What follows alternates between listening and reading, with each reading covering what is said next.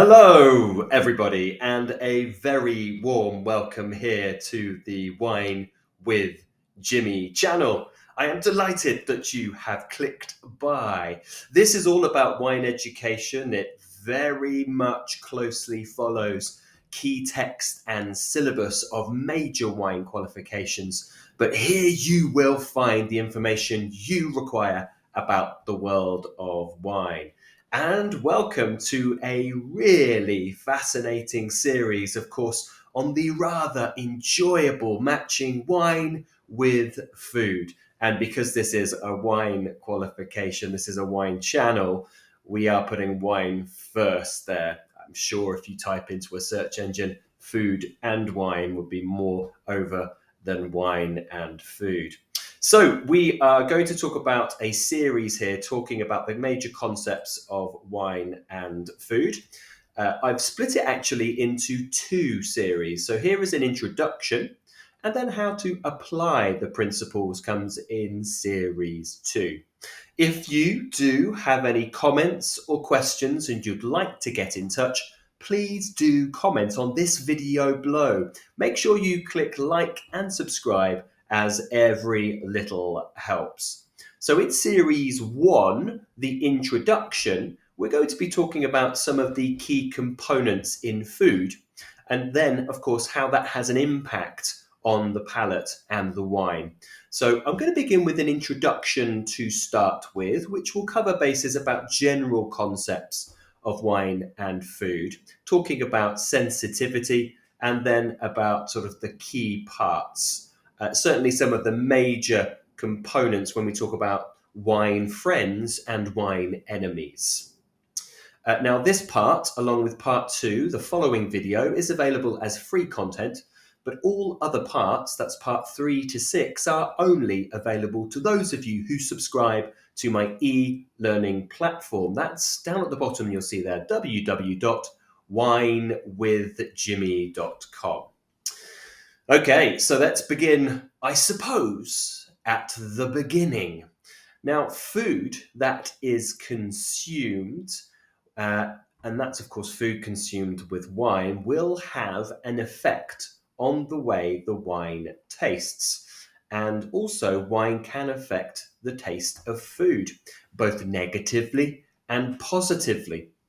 So we're going to discuss these concepts. Now, if you are a trained taster taking the likes of your WSET qualifications, that's the Wine and Spirit Education Trust, then you will know that when you are tasting and assessing wines, really you should be doing so in as much of an isolation of that wine as possible. So no any kind of influence in terms of your palate.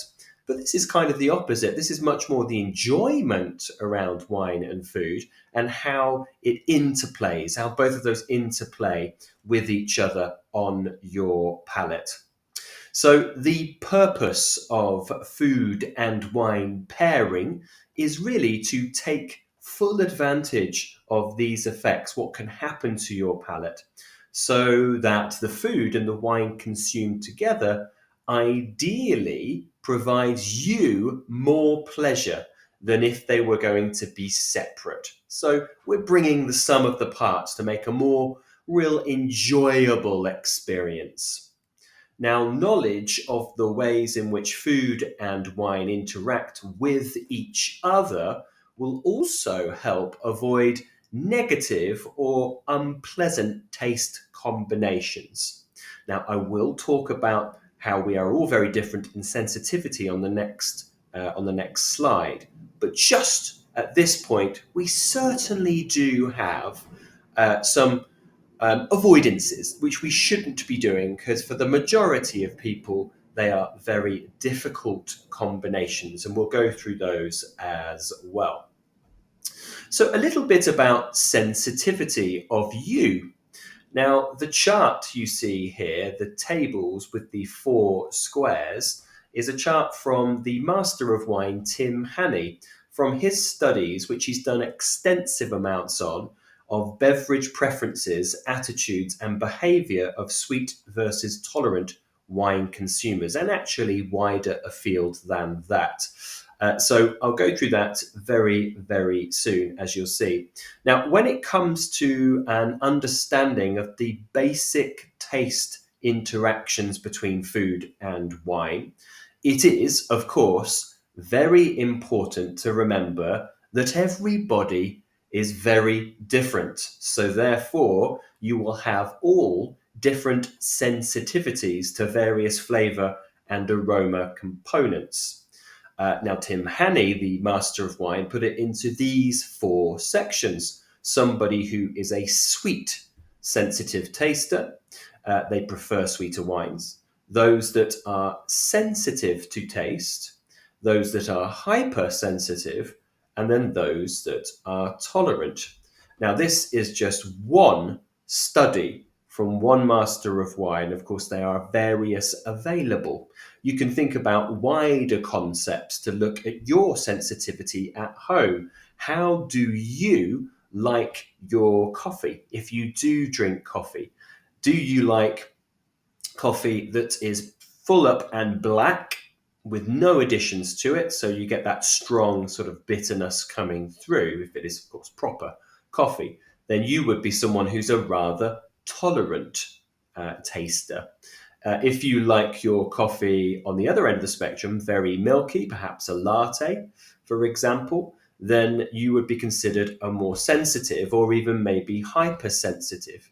If you like your coffee with 1, 2, 3 sugars in it, you would be considered more of a sweet, sensitive taster. So that gives you an idea a little bit. You can talk about chocolate as well, going through sort of milk chocolate would be people that would be a little bit more sensitive, all the way through to dark and bitter chocolate, more tolerant.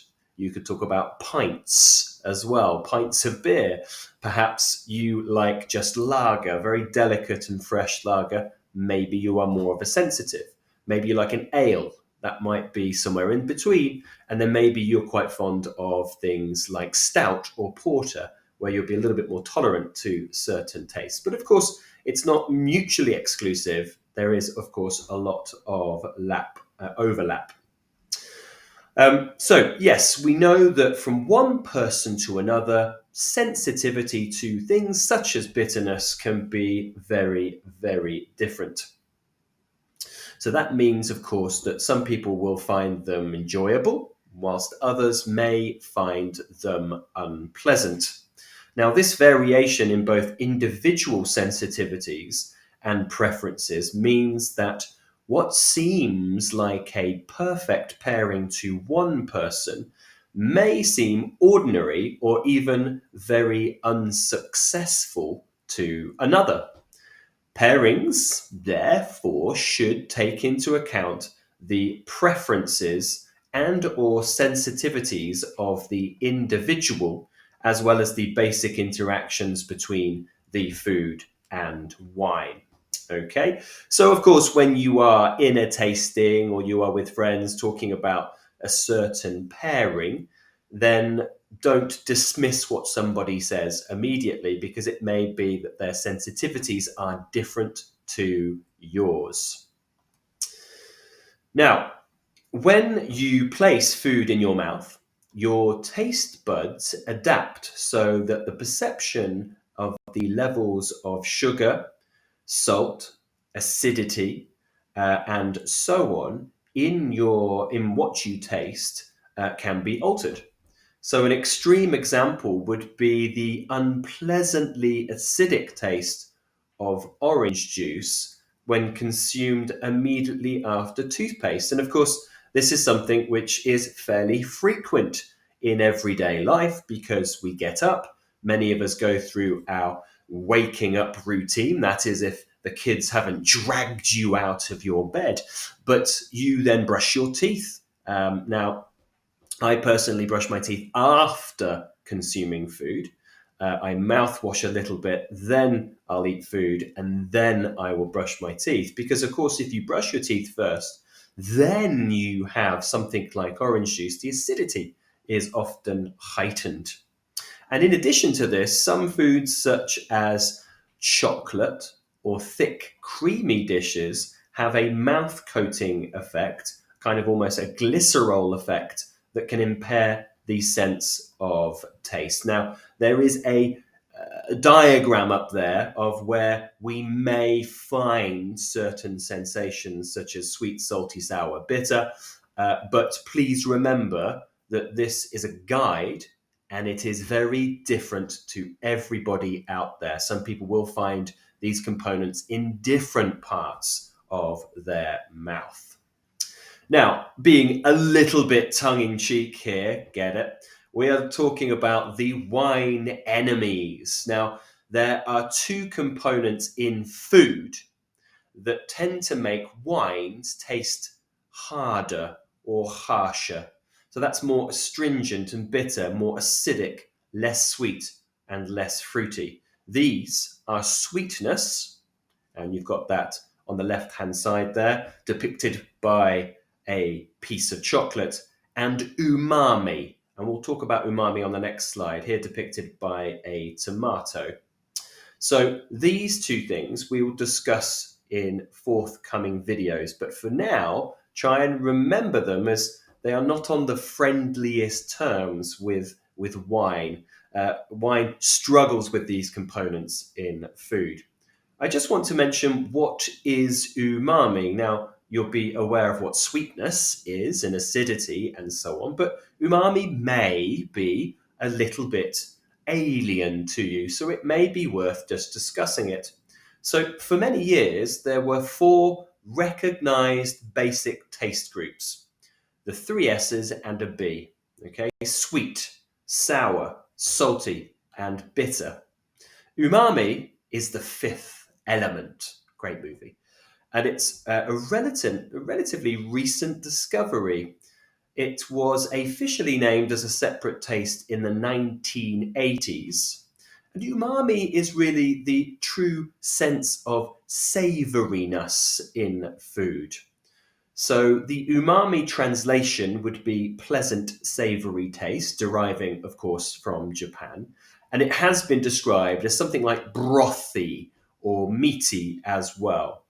Now, you can taste umami in foods that contain a high level of the amino acid glutamate. So you'll find this in things like Parmesan cheese, miso, mushrooms, tomatoes, soya sauce, black olives, sauerkraut, and that is just to name a few. Now, monosodium glutamate, or MSG, is often added in many cuisines to add that umami flavor. You typically find this in Chinese and other Asian establishments for takeaways and restaurants and so on. You buy it in pack form. It looks like salt, but of course it is monosodium glutamate, has the salt component to it. It's a good idea to actually, if you want to experience a savory character without cooking, pick up a bag of this. You'll get it from a lot of the Asian supermarkets. You can buy it in places like online supermarkets too, and you can just taste a little bit in your mouth. Only a little smidgen on your finger and in your mouth, and it gives you that kind of real glycerol sort of savory characteristic. Now, there are also 2 components whose presence in food tends to make wines softer. It's what we could call wine friends. Now, that means less astringent and bitter, less acidic, less sweeter, and more fruity. These are what we will call salt and acidity, or up there on your slide, you'll see sour and salt. So generally, food has more of an impact on the way a wine will taste than the other way round. And in particular, it's more likely to have a negative impact. So that's why we're kind of giving you these 2 groups to begin with, what we call the wine enemies and the wine friends. But I will go into much more detail with these as we go through the specific one, when I talk about sweetness, which is next, then acidity, and so on and so on. Okay, well, that brings me to a conclusion for the first video, just giving you the introduction for wine with food.